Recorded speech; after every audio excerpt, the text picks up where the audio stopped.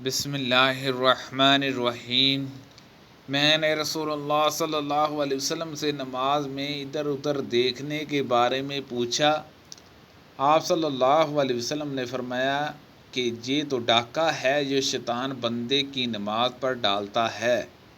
نبی کریم صلی اللہ علیہ وسلم نے ایک داری دار چادر میں نماز پڑھی، پھر فرمایا کہ اس کے نقش و نگار نے مجھے غافل کر دیا، اسے لے جا کر ابو جہمہ کو واپس کر دو اور ان سے بجائے اس کے سادی چادر مانگ لاؤ۔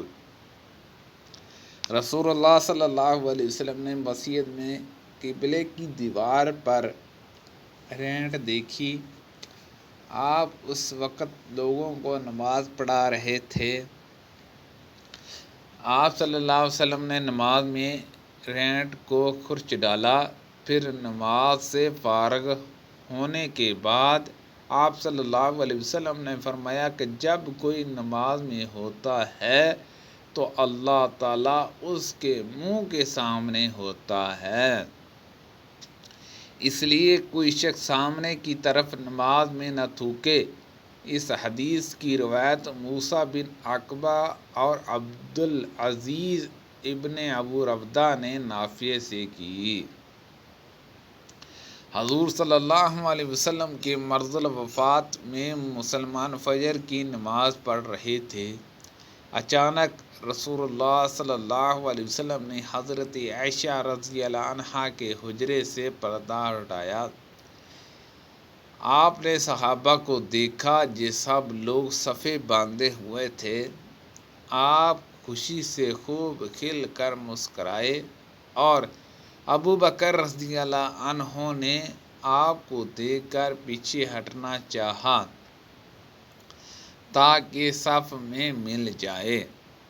آپ نے سمجھا کہ ان حضور صلی اللہ علیہ وسلم تشریف لا رہے ہیں۔ صحابہ آپ کو دیکھ کر خوشی سے اس قدر بے قرار ہوئے کہ گویا نماز چھوڑ دیں گے، لیکن ان حضرت صلی اللہ علیہ وسلم نے اشارہ کیا کہ اپنی نماز پوری کر لو اور پردہ ڈال لیا۔ اسی دن چاشت کو آپ نے وفات پائی۔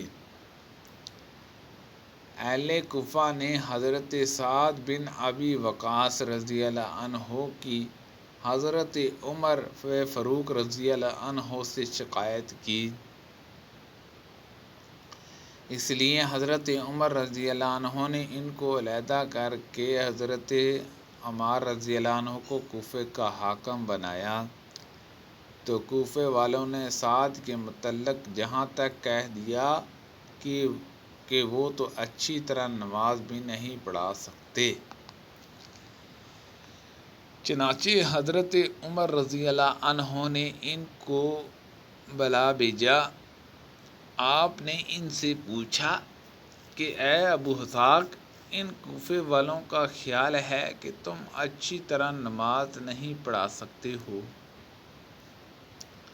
اس پر آپ نے جواب دیا کہ خدا کی قسم، میں تو انہیں نبی کریم صلی اللہ علیہ وسلم ہی کی طرح نماز پڑھاتا تھا، اس میں کوتاہی نہیں کرتا۔ عشاء کی نماز پڑھاتا تو اس کی 2 پہلی رکعت میں قرأت لمبی کرتا ہوں اور دوسری 2 رکعتیں ہلکی پڑھتا ہوں۔ حضرت عمر رضی اللہ عنہ نے فرمایا کہ اے ابو اسحاق، مجھ کو تو تم سے امید بھی یہی تھی۔ پھر آپ نے حضرت سعد رضی اللہ عنہ کے ساتھ ایک یا کئی آدمیوں کو کوفے بھیجا۔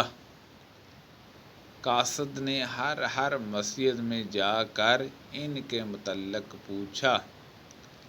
سب نے آپ کی تعریف کی، لیکن جب مسجد بن حبسہ میں گئے تو ایک شخص جس کا نام اسامہ بن قتادہ اور کنیت ابو سعد تھی کھڑا ہوا۔ اس نے کہا کہ جب آپ نے خدا کا واسطہ دے کر پوچھا تو سنیے کہ سعد نہ فوج کے ساتھ خود جہاد کرتے تھے،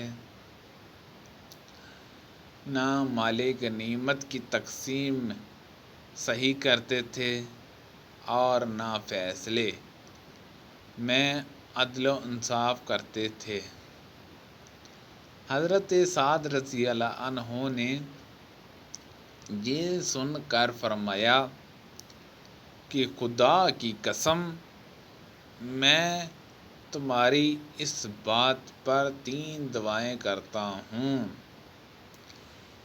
اے اللہ عز و جل، اگر تیرا یہ بندہ جھوٹا ہے اور صرف ریا نمود کے لیے کھڑا ہوا ہے تو اس کی عمر دراز کر اور اسے خوب محتاج بنا اور اسے فتنوں میں مبتلا کر۔